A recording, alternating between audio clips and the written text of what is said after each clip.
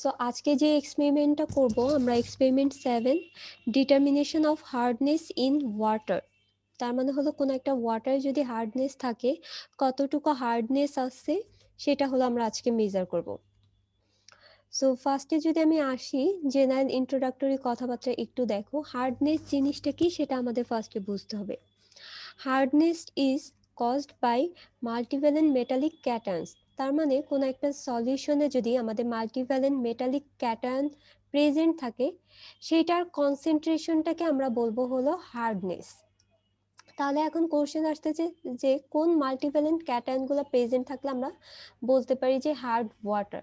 সেইখানে দেখো আমি একটু হাইলাইটেড করে দিয়ে রাখছি যে calcium, magnesium, strontium, ferrous ion এবং ম্যাঙ্গানিজ, এই আয়নগুলা অথবা এই মাল্টিভ্যালেন্ট মেটালিক ক্যাটায়নগুলা যদি তোমার ওয়াটারে প্রেজেন্ট থাকে দেন আমরা বলতে পারবো যে ওয়াটারটা হার্ডনেস প্রডিউস করতেছে। এছাড়াও দেখা গেছে যে আমাদের ফেরিক আয়ন এবং অ্যালুমিনিয়াম, এই দুইটা আয়নও সার্টেন টাইমে অথবা রিলেটিভ অ্যামাউন্টে অনেক সময় আমাদের কিছু অ্যামাউন্টে হার্ডনেস প্রডিউসে কন্ট্রিবিউট করে থাকে। তাহলে দেখো এখানে এই কথাটাই লেখা আছে। এখন আমরা নর্মালি যে আমাদের দুইটা সোর্স আছে যে সারফেস ওয়াটার আর গ্রাউন্ড ওয়াটার, সেই দুইটার কিন্তু আমরা কম্পেয়ার করে থাকি যে কোনটায় হার্ডনেস বেশি অথবা কোনটায় কম। এটা আমাদের ডিসকাশনের ক্ষেত্রেও একটু লাগতে পারে। সো এখানে দেখো লেখাই আছে surface water is softer than ground water.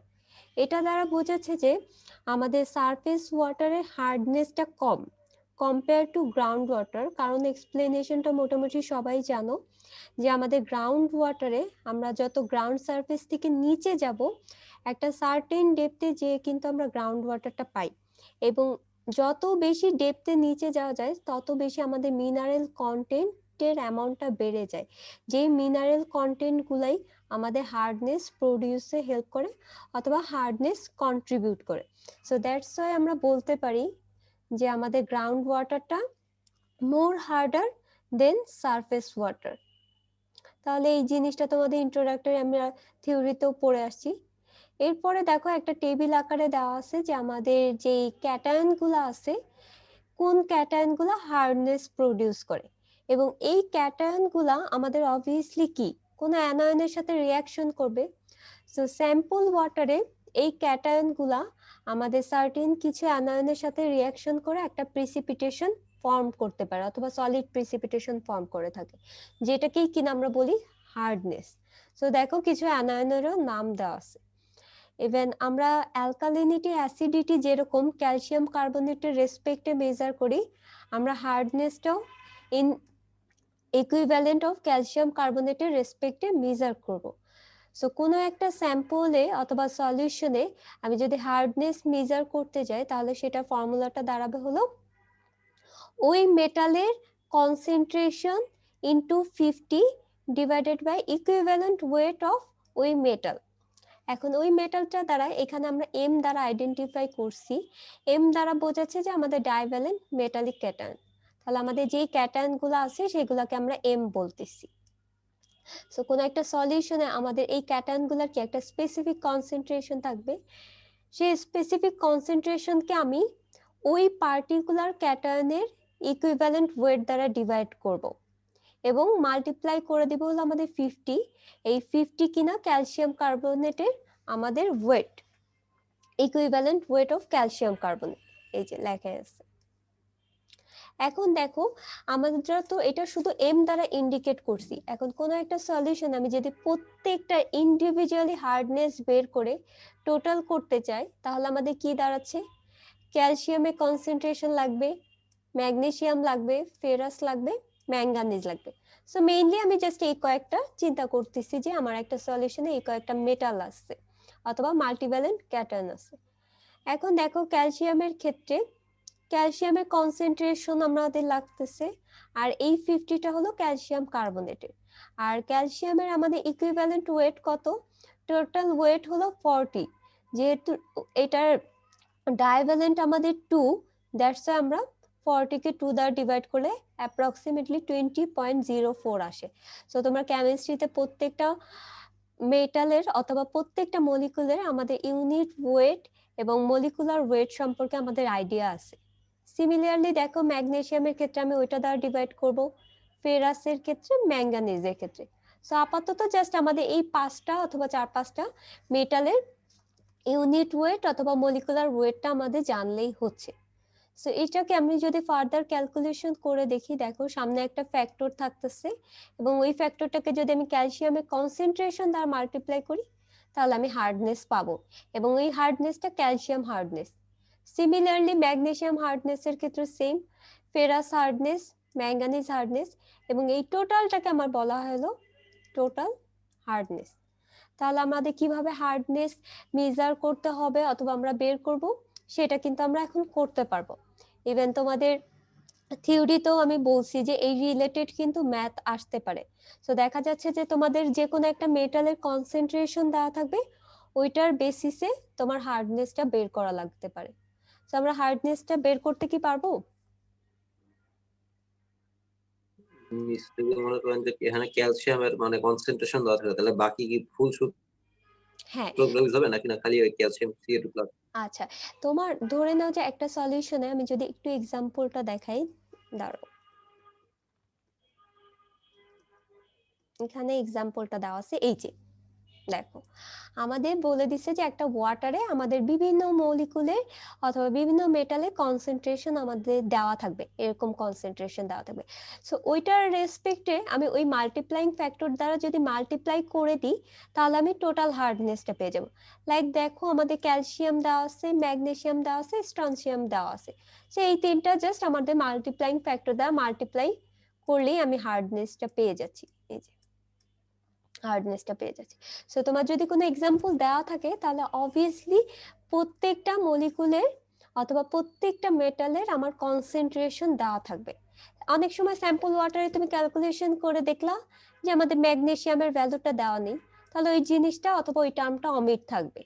অথবা অনেক সময় দেখা যাচ্ছে ফেরাসের টার্মটা নাও থাকতে পারে, অথবা ফেরাসের কনসেন্ট্রেশন দেওয়া নেই, অথবা কনসেন্ট্রেশন 0।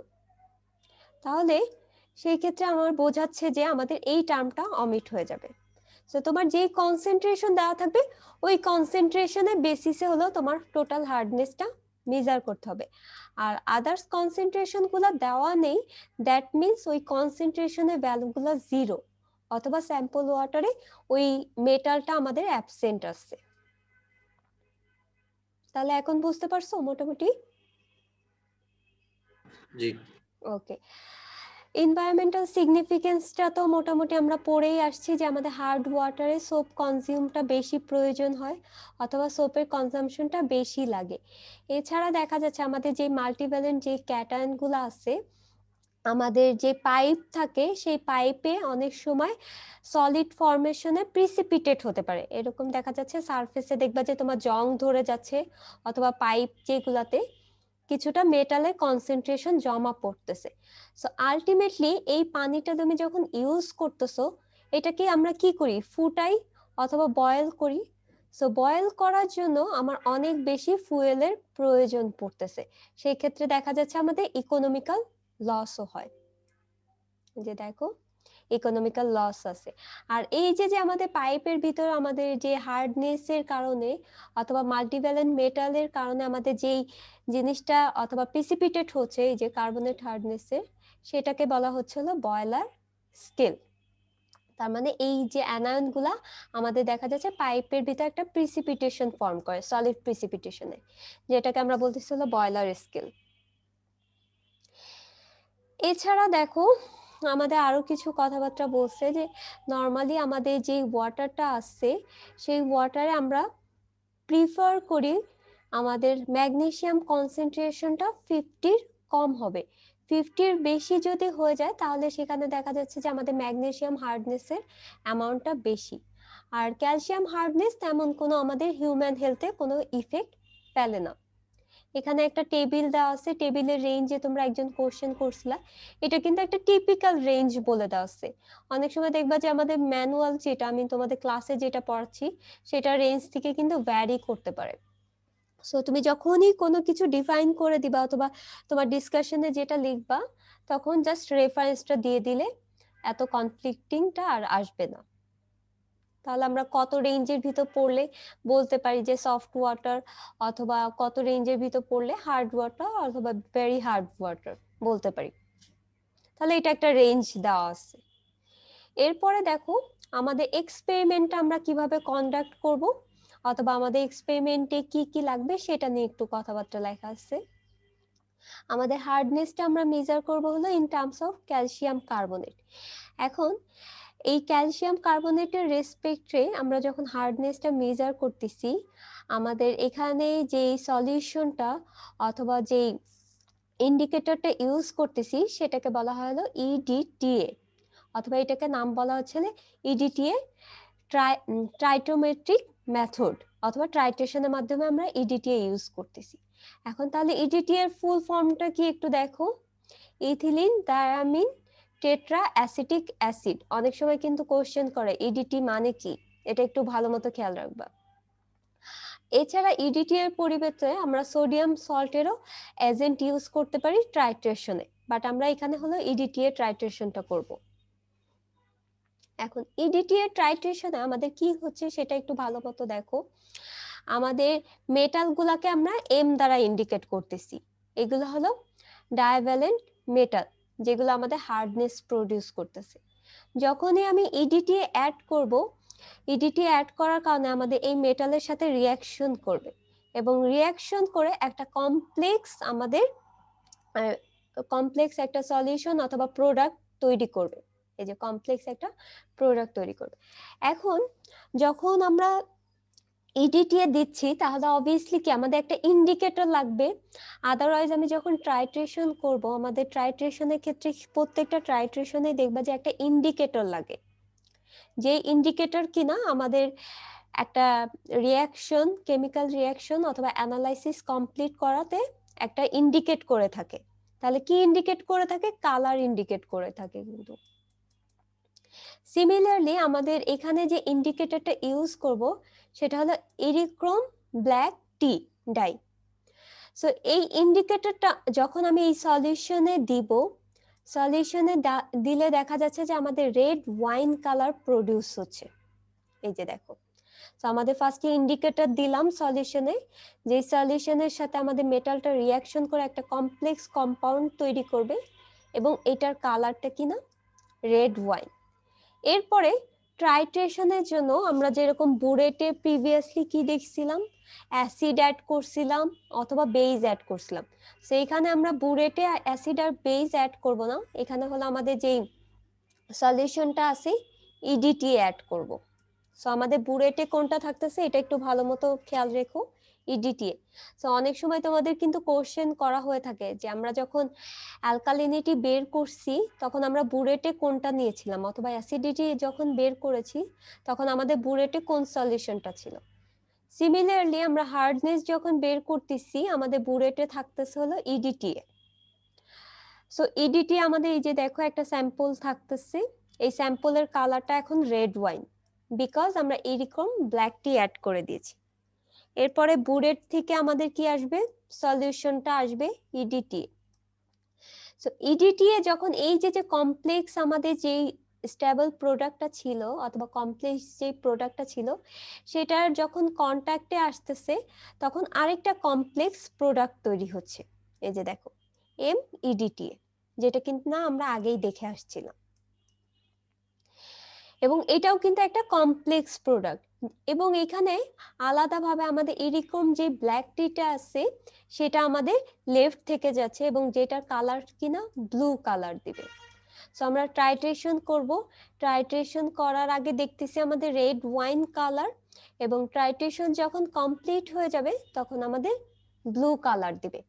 এখন ব্লু কালার থেকে আমরা বুঝতে পারবো আমাদের যেই মেটালগুলো আছে সবগুলা মেটাল একটা কমপ্লেক্স কম্পাউন্ড তৈরি করে ফেলছে, দ্যাট মিন্স আমাদের রিয়াকশনটা কমপ্লিট হয়ে গেছে। সো আমি এখান থেকে বুঝতে পারবো যে আমাদের কতটুকু বুরেট সলিউশন লাগছিল, এবং আলটিমেটলি আমি এই ফর্মুলাতে যদি বসায় দিই তাহলে কিন্তু আমি টোটাল হার্ডনেসটা বের করে ফেলতে পারবো।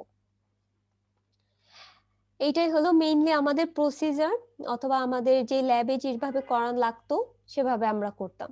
এই যে দেখো ইন্ডিকেটর এরকম ব্ল্যাক টি আর স্ট্যান্ডার্ড সলিউশন হলো ইডিটিএ। সো একটা সার্টেন স্যাম্পল নিব, নেওয়ার পরে এখানে ফার্স্টে আমাদের যেটা করতে হবে 1 ml এর বাফার সলিউশন নিতে হবে। কেন বাফার সলিউশন নিতে হবে? কারণ আমাদের পিএইচটা একটা কনস্ট্যান্ট রেটে রাখতে হবে অথবা একটা সার্টেন রেঞ্জে রাখতে হবে। এখানে আমাদের পিএইচটা স্যাম্পলে রাখতে হবে হলো 10 রাখলে আমাদের এই যে কমপ্লেক্স যে রিয়াকশনটা হচ্ছে সেটা কমপ্লিট হবে। সো আমাদের পিএইচটা একটা সার্টেন রেটে রাখার জন্য ফার্স্টে আমাদের বাফার সলিউশন অ্যাড করতে হবে। এরপরে তুমি যেটা করবা এরকম ব্ল্যাক টি অ্যাড করবা, যেটা কিনা ইন্ডিকেটর হিসেবে কাজ করতেছে। যদি তোমার ওই স্যাম্পলে হার্ডনেস প্রেজেন্ট থাকে, এই যে দেখো হার্ডনেস প্রেজেন্ট থাকে, হার্ডনেস প্রেজেন্ট দ্বারা বোঝাচ্ছে আমাদের এই মেটালগুলা যদি থাকে, এই মেটালগুলা থাকলে আমাদের রেড ওয়াইন কালার দিবে। আর এই মেটালগুলা যদি না থাকে তাহলে আমাদের বুঝতে হবে যে কোনো হার্ডনেস নেই, হার্ডনেস 0। সো আমরা রেড ওয়াইন কালারটা পেলাম। এরপরে বুরেটের মাধ্যমে হলো আমরা টাইট্রেশন করব এবং টাইট্রেশনে এখানে ইডিটিএ সলিউশন ইউজ করতেছি। আচ্ছা, সো টাইট্রেশন করার সময় আমাদের কি করতে হয়, ইনিশিয়াল একটা রিডিং নেই, যখন ব্লু কালার হয়ে যাবে সলিউশনে তখন ফাইনাল একটা রিডিং নিব।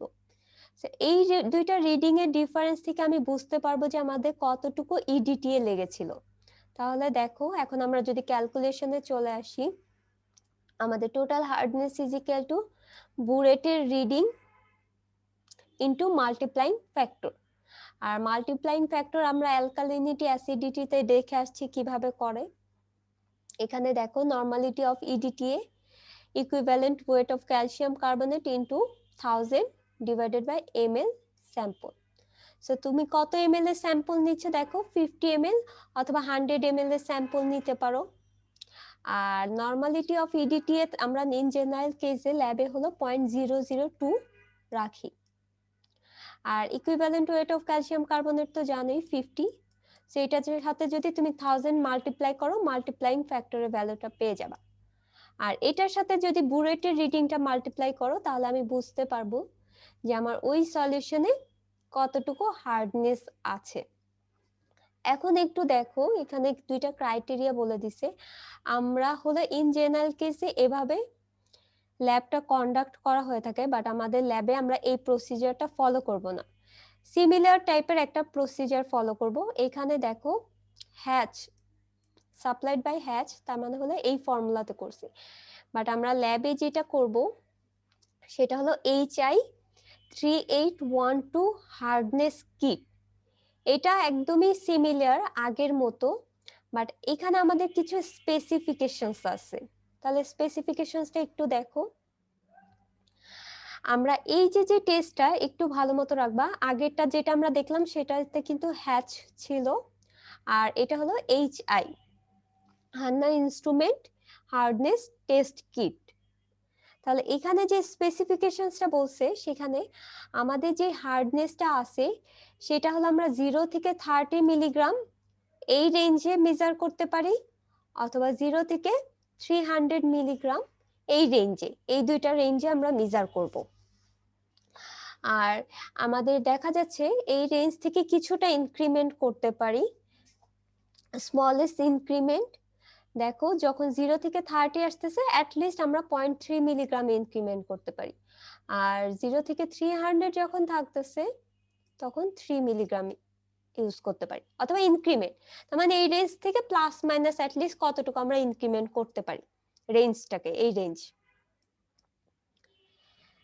এখন দেখো এটা আমাদের কি করতেছে, ইডিটিএ সলিউশনে কিন্তু আমরা করতেছি, বাট এখানে চেঞ্জটা যেটা আসতেছে আমাদের স্যাম্পল সাইজটা চেঞ্জ হয়ে যাচ্ছে।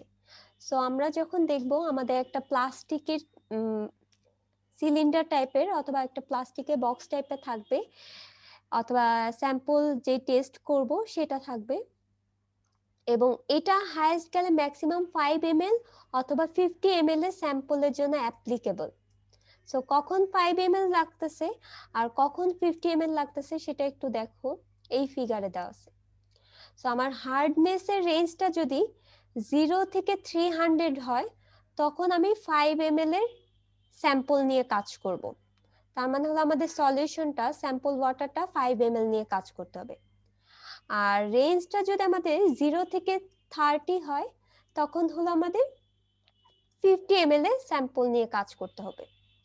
এখন আমরা বুঝবো কিভাবে যে আমাদের রেঞ্জটা 0 থেকে 300 নাকি 0 থেকে 30? আমরা তো মেইনলি টেস্ট করার পরে না বুঝতে পারবো অথবা জানতে পারবো।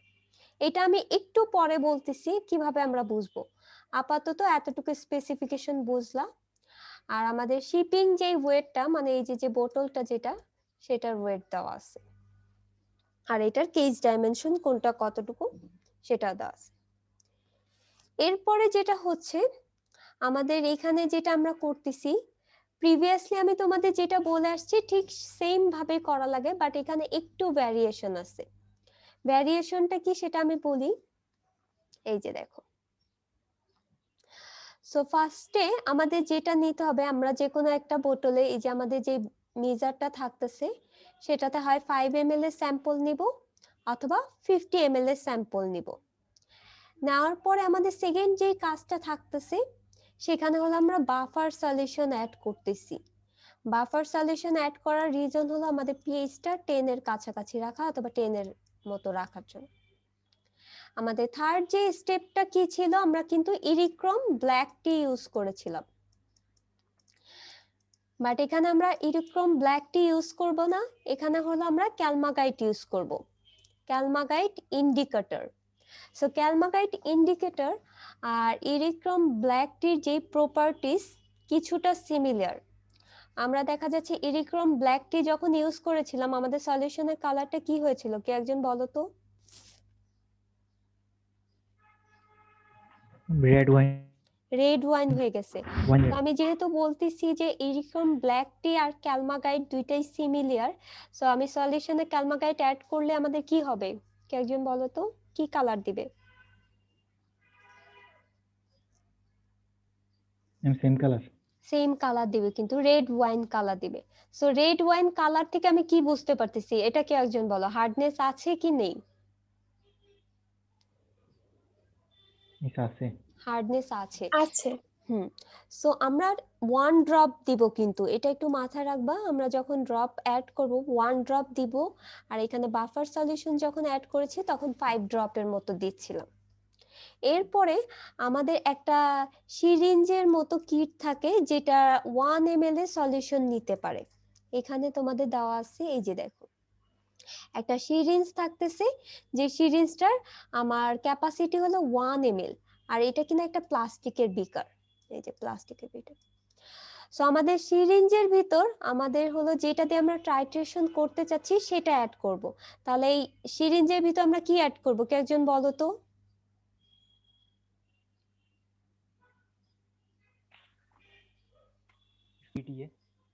ইডিটিএ অ্যাড করব। সো ইডিটিএ অ্যাড করব, দেখা যাচ্ছে যে এখানে 1 ml এর মতো স্যাম্পল, সো একদম পুরাটা আমরা ফিল আপ করব।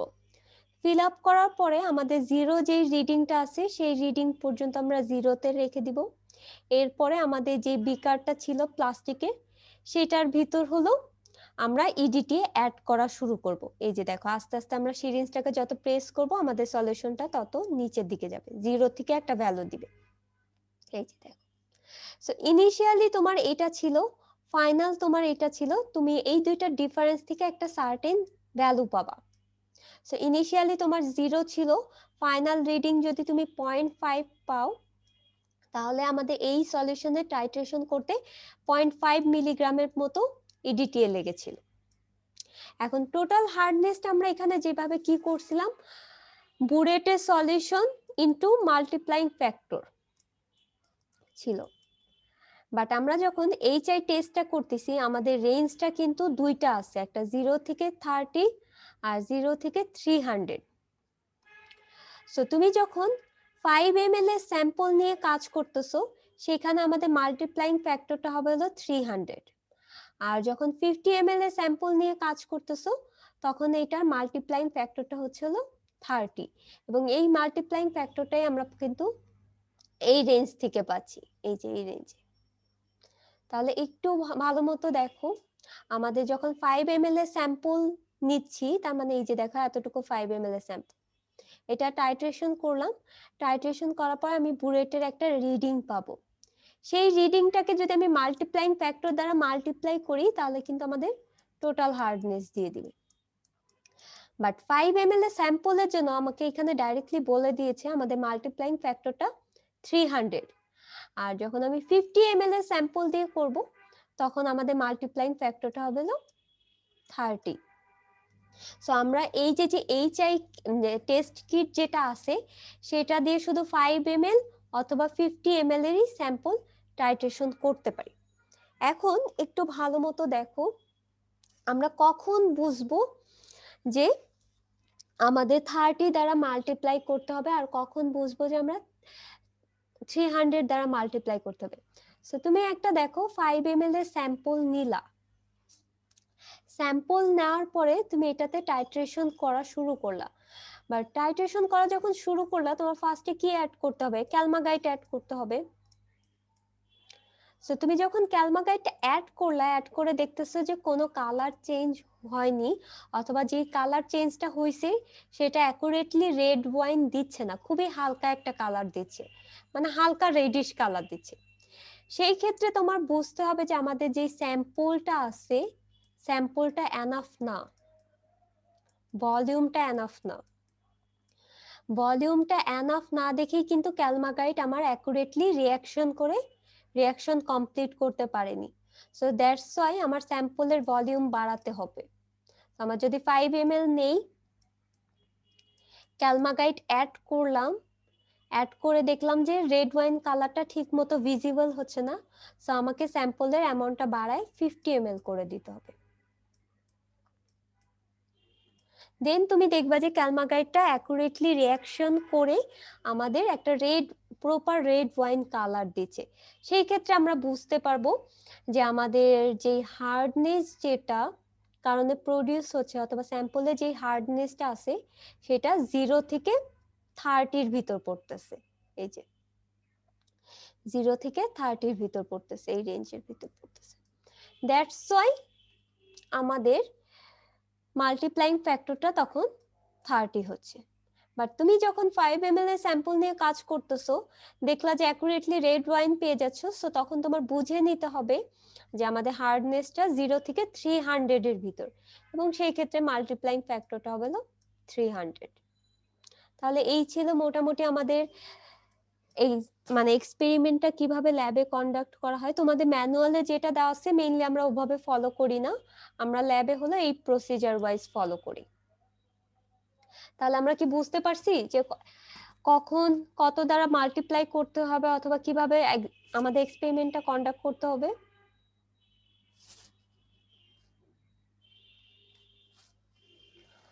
আচ্ছা, যদি বুঝে থাকো তাহলে আমি একটু আমাদের ভিডিওটা দেখি।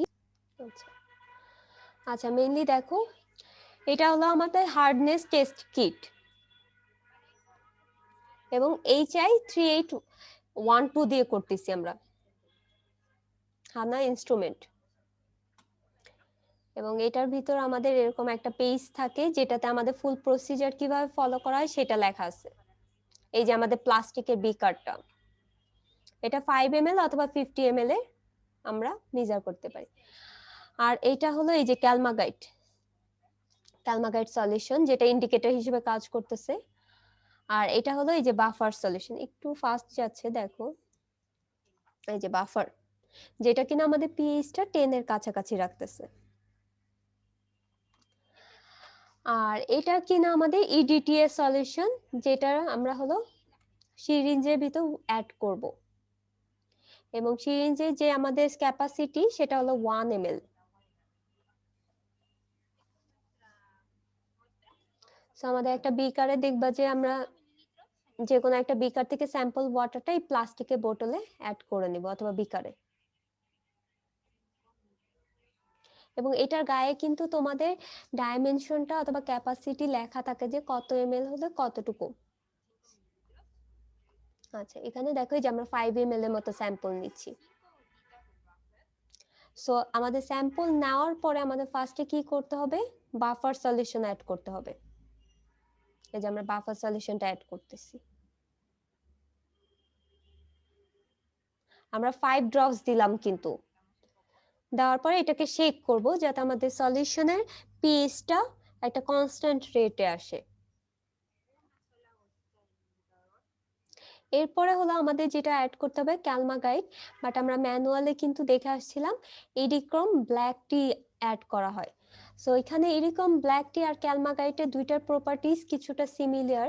এখানে দেখবা যে ক্যালমাগাইট অ্যাড করার সাথে সাথে কিন্তু আমাদের রেড ওয়াইন কালার দিয়ে দিবে, এবং এটা 1 ড্রপ দিব, এবং তোমরা শেক করবা এরকম রোটেট করে। শেক করলে ঠিক মতো শেক করলে দেখা যাচ্ছে সলিউশনটা আমাদের একদম রেড ওয়াইন কালার দিচ্ছে কিন্তু। সো রেড ওয়াইন কালার যখন দিয়ে দিবে, এরপরে হলো আমাদের এটাতে কি অ্যাড করতে হবে, ইডিটি অ্যাড করতে হবে। সো ইডিটি এটা আমরা প্রিভিয়াসলি যেরকম করছিলাম, দেখো আমরা প্রিভিয়াস ল্যাবগুলোতে কিন্তু বুরেটের মাধ্যমে হয় আমরা অ্যাসিড অথবা বেস নিছিলাম, বাট এখানে দেখা যাচ্ছে আমাদের যে সলিউশনটা ইডিটিএ সেটা খুবই কম অ্যামাউন্টের লাগে। দেখা যাচ্ছে 0.2 থেকে 5-6 এরকম পয়েন্ট সামথিং। সো এত কম অ্যামাউন্টের ভ্যালুটা আমরা যদি মানে বুলেটে করি তাহলে অ্যাকুরেটলি হয়তো আমরা ভ্যালুটা নাও পেতে পারি, কারণ বুলেটের রিডিংটা দেখা যাচ্ছে 1-2 এরকম, বাট ফ্র্যাকশনাল ভ্যালুগুলো কিন্তু তুমি ঠিক মতো বুঝতে পারবে না। সো দ্যাটস ওয়াই আমাদের একটা স্পেশাল টাইপের সিরিঞ্জ নিচ্ছি যেখানে ক্যাপাসিটি হলো 1 ml, এবং এটার ভিতরে ফ্র্যাকশনাল ভ্যালুগুলো আমরা আইডেন্টিফাই করতে পারবো কিন্তু। এই যে দেখো আমরা একদম 1 ml নিচ্ছি। সো ফার্স্টে আমাদের 0 বরাবর করে নিব।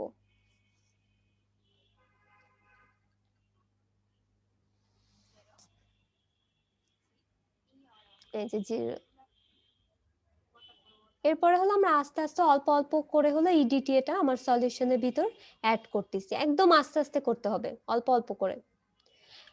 অন ড্রপ দিলা, আবার শেক করলা, আবার একটু দিলা, আবার শেক করলা।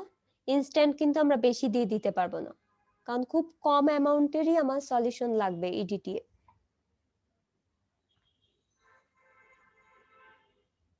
এই যে দেখো আস্তে আস্তে কিন্তু কালার চেঞ্জ হয়ে যাবে। যে আমরা 1 ড্রপ অথবা 2 ড্রপ করে দেওয়ার পরে আমরা শেক করব, আদারওয়াইজ কিন্তু আমরা অ্যাকুরেট রেজাল্টটা পাবো না যদি তুমি ইনস্ট্যান্ট অনেক বেশি ড্রপ দিয়ে দাও।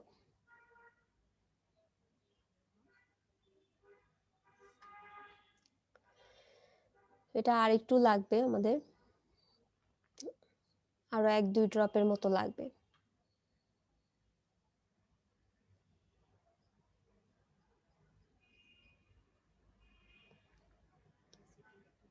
এই যে দেখবা কালারটা কিন্তু চেঞ্জ হয়ে গেছে, রেড ওয়াইন কালার থেকে আর একটু দিলে দেখবা যে একদম এটা কিন্তু ভেলভেট কালার অথবা ভায়োলেট কালার হয়ে গেছে, আর এক কালার দিলেই একদম ব্লু কালার হয়ে গেছে কিন্তু।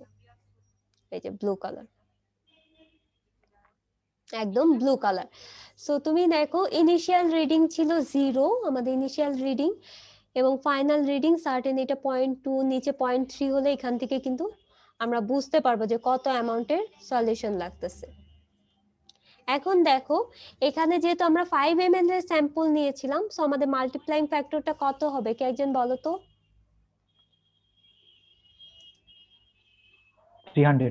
300 হবে কিন্তু। সো তোমাদের আমি যখন ডাটা শিটটা দিয়ে দিব, একটু দেখো ডাটা শিট দিয়ে দিলে আমি কতটুকু স্যাম্পল নিয়েছি সেটা বলে দিব, আর হলো তোমাদের বুলেটের রিডিংটা বলে দিব। সো সেখান থেকে তোমাদের জাস্ট টোটাল হার্ডনেসটা বের করা লাগবে, দেন তারপর তোমরা রেজাল্ট লিখবা আর ডিসকাশন লিখবা। তাহলে এই ছিল মোটামুটি আমাদের ল্যাব। তাহলে বুঝতে পারছো তোমরা কিভাবে ল্যাবটা করতে হবে? ইস ক্যালকুলেশন কি এই যে এটা ফ্যাক্টর এটা দিয়ে করতে হবে নাকি না ম্যানুয়াল যেটা আছে ওটা না দিয়ে না, করব? তো এটা দিয়ে করবা, আমরা এটা ফলো করতেছি, আমরা এটা ফলো করতেছি, HI hardness test kit follow করতেছি। তো আমাদের ল্যাবে কিন্তু এভাবেই করা হয়, এবং ল্যাবের যে ভিডিওটা আমরা এভাবেই করি। সো এটার জন্য যে ক্যালকুলেশন লাগে তোমরা সেভাবে করবা। আর তোমাদের ম্যানুয়ালে যেটা দেওয়া আছে ওইটাতে যদি আমরা হলো এরকম ব্ল্যাক টি অ্যাড করতাম তাহলে আমরা ওভাবে করে নিতাম যে মাল্টিপ্লাইং ফ্যাক্টরটা কত আমার ইডিটি এর জন্য।